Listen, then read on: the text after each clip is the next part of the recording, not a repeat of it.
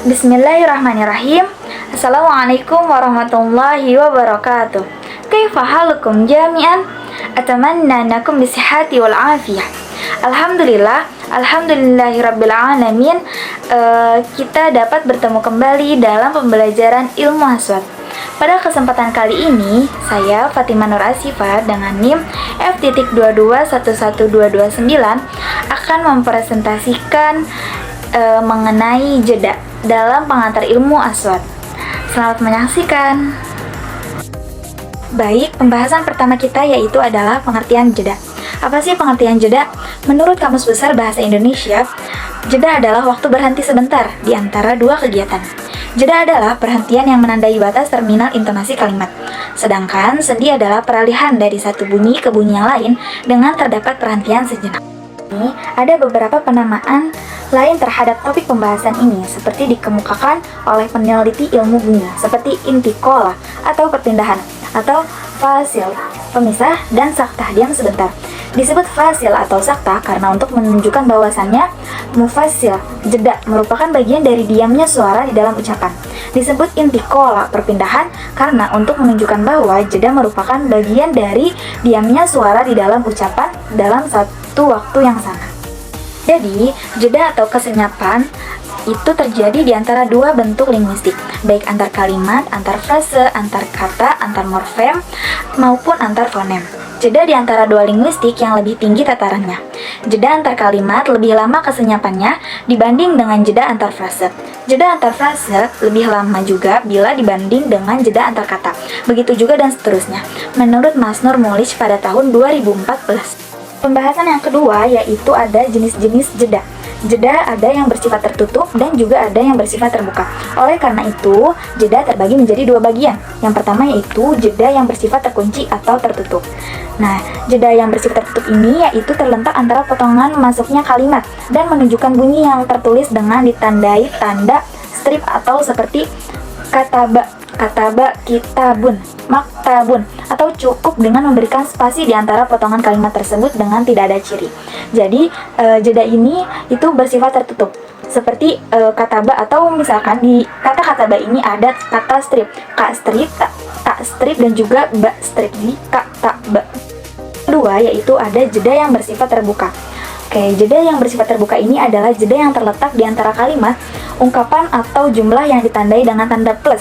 Dalam penulisannya seperti kullu plus matni atau mudiratul madrasati plus al-jadidah dan mudiratun plus al-madrasah al-jadidah.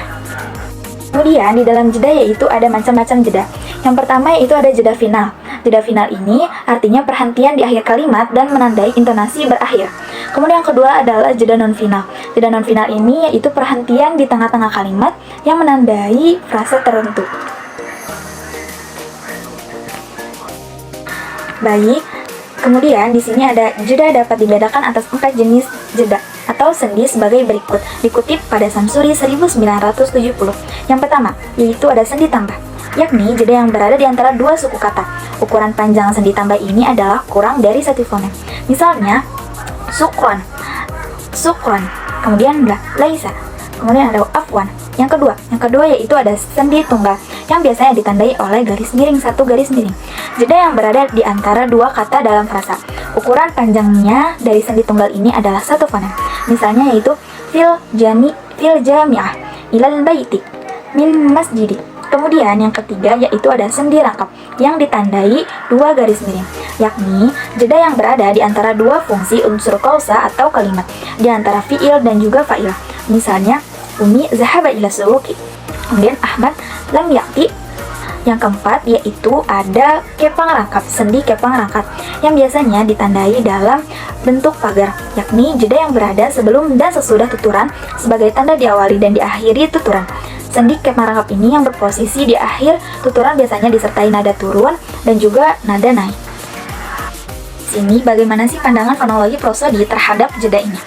Baik, fonologi prosodi adalah suatu cara untuk menentukan arti pada tataran fonetis.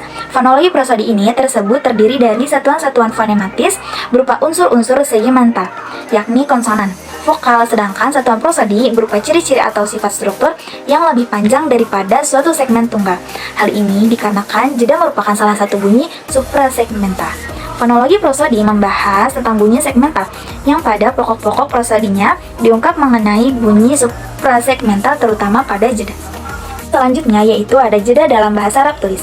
Dalam latar belakang ini bahwa penggunaan jeda dalam bahasa Arab lisan itu lebih mudah diterapkan daripada dalam bahasa Arab tulis. Dalam bahasa Arab tulis terlebih dalam tataran kalimat, perbedaan jeda sering menimbulkan kerancuan makna, kekaburan makna atau makna ambigu.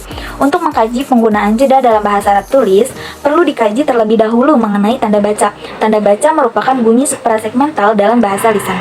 Bunyi suprasegmental merupakan fonem karena membedakan salah satu makna. Di sini ada perbedaan cara membaca jeda dalam bahasa Indonesia.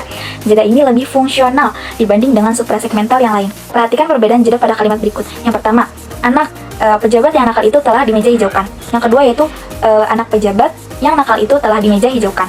Baik, dengan perbedaan jeda ini yang agak lama antara anak dan pejabat, kalimat satu dan antara pejabat dan yang kalimat dua, makna kalimat itu berbeda. Pada kalimat satu, yang nakal adalah pejabat. Sedangkan pada kalimat dua, yang nakal adalah anak pejabat. Dalam penulisan, untuk membedakan kekaburan makna pada parafrase tersebut diberi tanda hubung strip di antara kata yang merupakan penjelas langsungnya. Dengan demikian, kedua kata pada kalimat tersebut ditulis sebagai berikut. Dikutip dari Masnur Muslis pada tahun 2014. Bahasan selanjutnya itu ada jeda dalam bahasa Arab. Jeda dalam bahasa Arab erat kaitannya dengan waqaf. Jadi jeda ini dalam bahasa Arab ini yaitu sama aja dengan waqaf, atau arti dari waqaf ini adalah memotong pengucapan pada akhir sebuah kata. Bila akhir kata berharokat diwakafkan dengan sukun dibaca mati, yakni setiap kata yang berakhir dengan bukan huruf ilah, ya, waw, dan alif. Dengan waqaf ini, sebuah kata biasanya berakhir dengan konsonan. Waqaf untuk akhir setiap kata ini berlaku pula terhadap kata yang telah tersusun menjadi frasa dan kata yang merupakan akhir sebuah kalimat. Mungkin cukup sekian presentasi kali ini dengan saya dengan judul jeda dalam pengantar ilmu aswad. Kurang lebihnya mohon maaf. Wassalamualaikum warahmatullahi wabarakatuh.